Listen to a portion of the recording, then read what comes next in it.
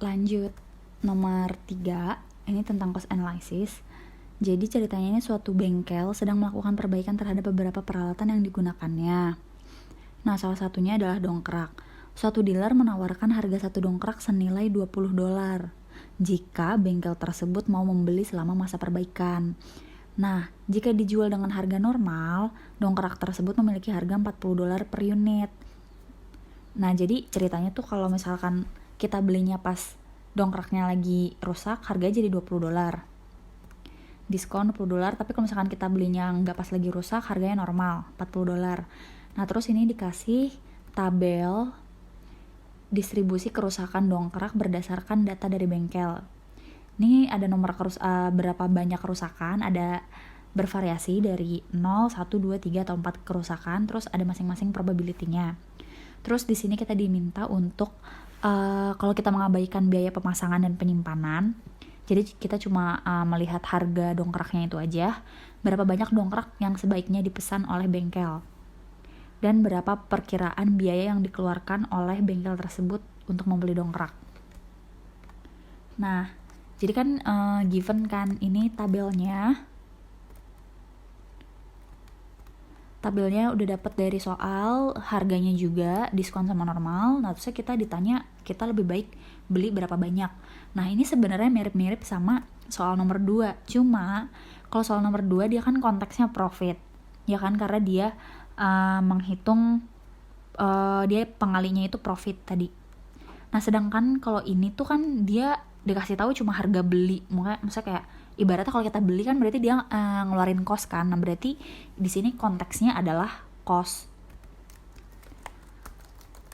Nah, berarti nanti di akhirnya kita harus melihat expected value mana yang punya nilai paling rendah, karena ini konteksnya cost. Karena kalau konteksnya cost, kita nggak mungkin kan pilih alternatif yang punya cost paling tinggi gitu. Nah, kalau yang sebelumnya karena konteksnya profit, pasti kita pengen dapat untung sebanyak-banyaknya, makanya kita pilih yang paling banyak, yang paling gede expected value-nya. Nah, lanjut di sini kalau misalkan untuk cost-nya, jadi kita di sini ngitung cost kalau membeli si dongkrak ini.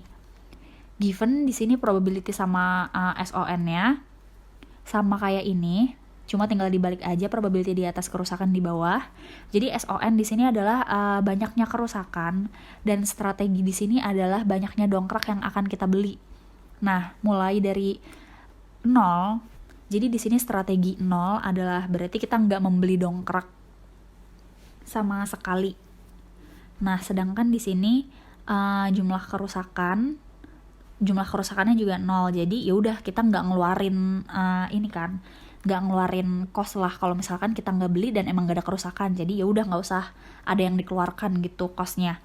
Nah, gimana kalau misalkan ternyata kita state of nature-nya ada kerusakan nih 1. Nah, tapi kita kan nggak beli nih.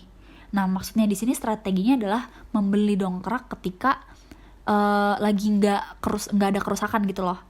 Nah, jadi di sini kan kita nggak beli dongkrak nih ketika nggak ada kerusakan. Nah, jadi di sini pas ada kerusakan kita baru beli. Nah, berarti cost yang keluar sesuai sama harga diskon kan. Maksudnya kita beli dongkrak dengan harga diskon, karena sebelum ada kerusakan kita nggak beli. Nah, jadi kita belinya pas ada kerusakan aja. Berarti kita dapat harga diskon yang mana harganya adalah $20. Nah, sebenarnya di sini kayak gue input si harga normal juga, karena maksudnya kita kan nggak beli kan 0, misalnya 0 dikali 40, karena kita kan nggak beli dongkrak sama sekali kan ketika nggak ada kerusakan. Terus ditambah cost ketika kita beli dongkrak ketika ada kerusakan, yang mana adalah satu dongkrak yang harganya $20. Nah, lanjut di sini contohnya adalah ada kerusakan 2, tapi sebelum ada kerusakan kita nggak beli sama sekali. Nah, berarti cost yang dikeluarkan adalah ketika kita beli dongkrak, kita dapat harga diskon kan. Nah, kita dapat harga diskon, kita belinya 2 dongkrak, berarti kita dapat kita ngeluarin cost sebanyak $40 aja, karena kita belinya saat ada kerusakan aja. Jadi intinya kalau misalkan kita nggak beli sama sekali nih, strategi kita 0, berarti kita beli dongkraknya itu pas ada kerusakan. Nah, makanya harganya itu kita dapat harga $20. Nah, sama juga di sini kan kita nggak beli sama sekali nih sebelum ada kerusakan. Jadi pas ada kerusakan kita baru beli. Nah, berarti kita tinggal dikali aja 3 kali 20. Dapat 60 kosnya. Terus di sini kalau misalkan kita nggak beli sebelumnya, belinya pas ada kerusakan 4 dongkrak, berarti kosnya adalah $80. Nah, untuk expected value-nya sama, cara menghitungnya tinggal dikali aja si ini, kolom kos-kos ini dikali sama probability yang ada di atasnya. Terus nanti semuanya dijumlah. Sama kayak sebelumnya. Nah, ini adalah expected value atau cost yang akan dikeluarkan kalau misalkan kita menggunakan strategi 0, yang mana adalah kita nggak beli sama sekali ketika nggak ada kerusakan. Next, di sini strateginya kita beli 1 dongkrak. Jadi kita udah beli dongkrak duluan nih sebelum ada kerusakan sebanyak 1 unit. Nah, berarti kan kita untuk membeli 1 dongkrak ini dikalikannya sama harga normal karena sebelumnya tuh nggak ada kerusakan. Nah, berarti untuk cost yang di sini dapatnya dengan cara kita udah beli duluan nih 1 dongkrak, padahal state of nature-nya adalah nggak ada kerusakan sama sekali. Nah, berarti cost yang dikeluarkan adalah $40. Yang mana ini $40 untuk beli si 1 unit ini nih. Nah, terusnya kalau misalkan di sini kita beli 1 unit ketika nggak ada kerusakan. Nah, ibaratnya kita beli unit sebelum ada kerusakan tuh kayak nyetok gitu loh. Nah, terusnya di sini state of nature ada dongkrak nih yang rusak 1. Nah, ya udah kita nggak usah beli lagi dong, nggak usah beli dongkrak lagi. Kita pakai aja dongkrak yang udah kita beli sebelumnya, yang udah kita stok dari awal. Nah, kita punya 1 kan di stok kita. Nah, ya udah berarti costnya masih $40 karena kita nggak usah beli dongkrak baru lagi. Nah, next di sini state of nature-nya ada 2 kerusakan nih. Nah, sedangkan kita cuma punya 1 dongkrak yang kita simpan, yang mana ini harganya adalah $40. Nah, berarti kan kita harus beli 1 dongkrak lagi kan untuk menggantikan dongkrak yang satunya yang rusak. Nah, satunya itu yang kurang kan kita beli lagi kan. Nah, itu belinya pas ada kerusakan, berarti yang satunya itu dapat harga diskon, harganya 20. Nah, berarti cost di sini dapat dari 1 unit yang ini yang strategi dikali sama $40 karena kita belinya sebelum ada kerusakan, ditambah sama 2 minus 1 yang mana dongkrak yang belum ada penggantinya yang dibeli saat ada kerusakan dengan harga $20. Jadi costnya adalah 40 tambah 20, $60. Nah, kalau yang di sini sebenarnya sama, cuma bedanya adalah di sini kerusakannya ada 3, berarti ada 2 dongkrak yang rusak yang belum ada penggantinya. Nah, berarti kita harus beli dongkrak 2 buah ketika ada kerusakan dengan harga $20. Berarti costnya dapat dari ini strategi 1 unit dikali $40 yang dibelinya sebelum ada kerusakan, terus ditambah sama 3 minus 1 yang mana itu adalah 2 dongkrak yang belum ada penggantinya yang belinya saat ada kerusakan dengan harga $20. Jadi costnya adalah $80. Nah, begitu juga yang ini sama aja, tinggal di bedanya adalah dongkrak yang dibeli saat ada kerusakan adalah 4 minus 1. Berarti ada 3 dongkrak yang dibeli saat ada kerusakan. Berarti di sini costnya adalah 100. Dapat dari 1 dikali 40 ditambah 4 minus 1 dikali 20. Nah, terus jangan lupa hitung expected value-nya dikali semua cost ini masing-masing dikali sama probability-nya. Terus nanti ditambah.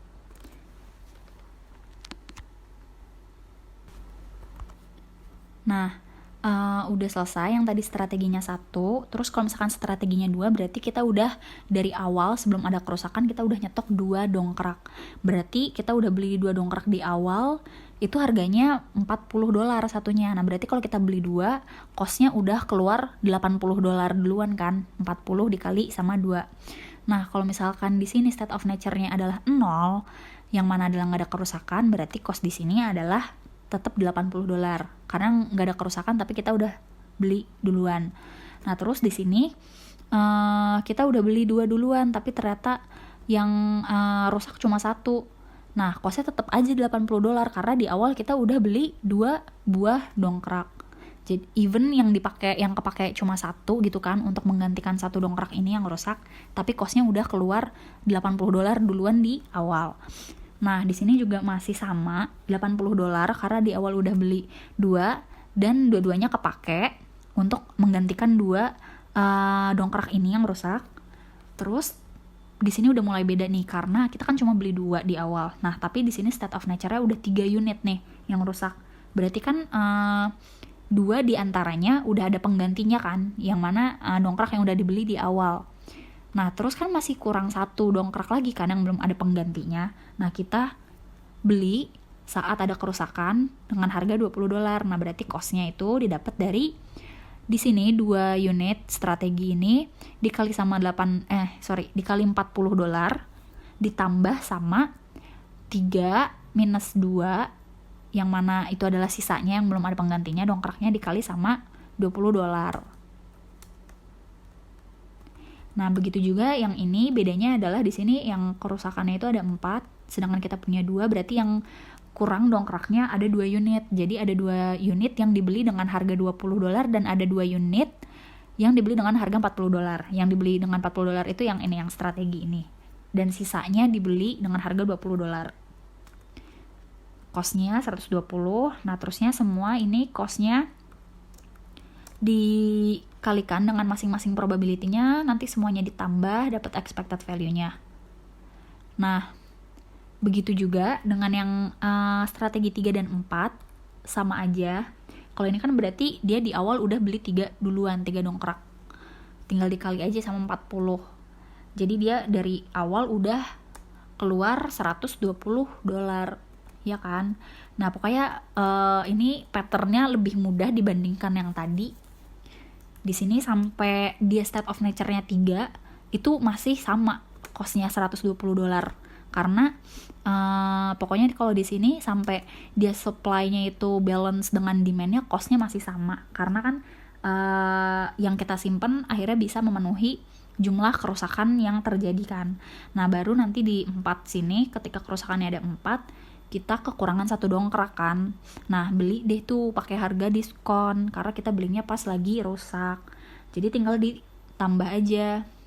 Cost-nya jadi 3 dongkrak. Kita beli di awal dengan harga $40 ditambah sama dongkrak yang belum ada penggantinya, yang mana itu sebanyak 1 unit, dapat dari 4 minus 3 dikali sama harga diskon.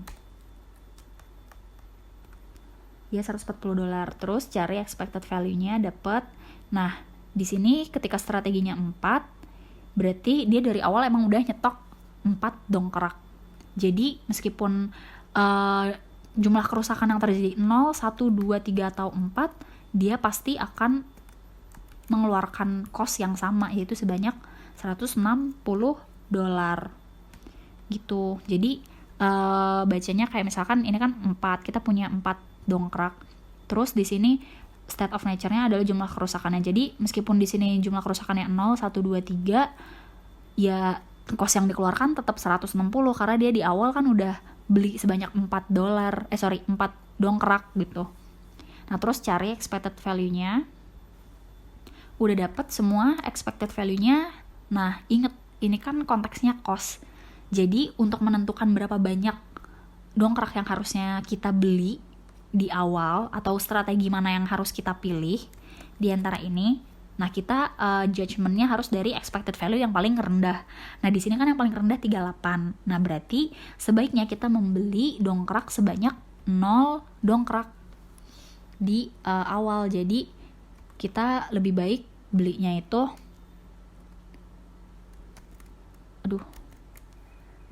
ketika dongkraknya rusak aja.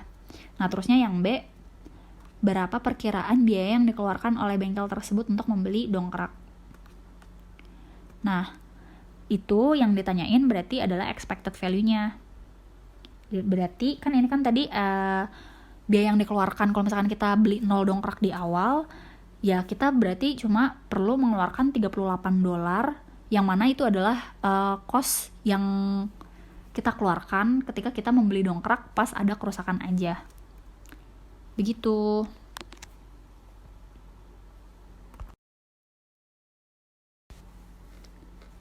Ya, lanjut soal terakhir di ASIS 7 ini. Soal 4 itu tentang cost analysis juga. Nah, di sini ceritanya itu suatu toko sepatu berencana untuk melakukan pemesanan di awal musim penjualan. Nah, untuk membeli sepasang sepatu, toko tersebut mengeluarkan biaya $60 dan sepatu tersebut dijual kembali dengan harga $125. Jadi, P-nya atau harga belinya dia, cost-nya dia adalah $60 dan harga jualnya dia adalah $125. Terus, sepatu yang tersisa di akhir musim akan dijual dengan harga $40. Berarti itu kan salvage value kan, karena stoknya dia nggak habis nih, terus dia jual dengan harga murah, yaitu sebesar $40. Nah, terus dia bilang ketika ada permintaan sepasang sepatu yang tidak terpenuhi, perusahaan tersebut menderita biaya sebesar $80. Nah, itu berarti adalah si loss sales cost-nya itu dia $80, dan permintaan dari sepatu tersebut mengikuti distribusi normal dengan rata-rata 180 pasang sepatu dan penyimpanan bakunya sebesar 20 pasang sepatu. Nah, terus yang ditanya adalah berapa pasang sepatu yang sebaiknya dibeli oleh toko tersebut. Nah, embarnya itu di sini 180. Tadi kata dia kan normal, distribusi normal rata-rata 180 pasang permintaannya. Terus standar deviasinya ini 20 pasang sepatu. Nah, cara mencarinya adalah yang pertama-tama kita cari jadi sebenarnya tuh kita mau pakai rumus ini nih. Nah, tapi sebelum sampai sini kita harus cari Z-nya dulu. Kita harus cari Z value-nya. Si Z value. Nah, untuk mencari si Z value kita harus pakai rumus PS ini. PS itu dapat dari P minus V. P-nya itu harga beli sepatu kita, cost kita, dikurang sama salvage value, terus dibagi sama loss sales cost, dikurang sama salvage value. Udah nih, dapat semua kan, angkanya ada nih di soal, dapat 0,5. Nah, kita cari PS ini di tabel untuk mencari nilai Z. Nah, carinya itu di tabel 79 yang standar normal distribution. Di halaman 323 ada di buku kalian. Nah, terus kalian lihat yang PS-nya itu nilainya 0,5. Nah, setelah dilihat dari tabel, dapat Z-nya itu 0. Jadi Z value-nya 0. Kan udah dapat nih Z value, baru kita bisa masuk ke rumus pasang sepatu yang sebaiknya dibeli oleh si toko atau Q-star-nya. Nah, dapat Q-star itu dapat dari M-bar ditambah Z value yang dikali sama standar deviasi. M-barnya kan udah dikasih tahu nih 180. 180 ditambah sama Z-nya 0 yang dikali sama standar deviasinya 20. Nah, gini jadinya kan perhitungannya. Nah, dikali semua dapat 180. Jadi sebaiknya si toko itu membeli sebanyak 180 pasang. Anyway, ini adalah sorry gue lupa nunjukin tadi. Jadi ini adalah gambar si tabel 79 tadi ini yang ada di buku. Yang standar normal distribution halaman 323. Nah, kalian ngelihat PS itu kan probability of stock out. Nah, di sini kalian lihat nih yang gue lingkarin warna merah 500 ini ya. 500 itu ada 0,5 maksudnya. Itu adalah si PS-nya kita. Nah, terus kalian lihat nih ke samping dia nilai Z-nya berapa? 0. Nah, makanya tadi Z value kita 0. Ya, jadi itu deh guys. Udah kelar untuk ASIS 7 ini. Kalau misalkan ada pertanyaan bisa chat gue. Makasih.